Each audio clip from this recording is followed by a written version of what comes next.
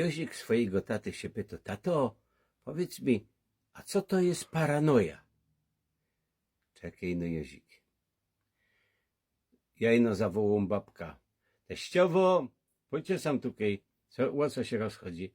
Powiedzcie mi, jakby taki cudzy chłop wam dał $150, to co, oddalibyście się mu? Jakby był szykowny, to czemu nie? Chwila idzie do swojej żony i go do: słuchaj no, matka, a jakby taki cudzy chłop dał ci $150, to co, oddałabyś się? Uff, $150 piechty nie łazi. No czemu nie?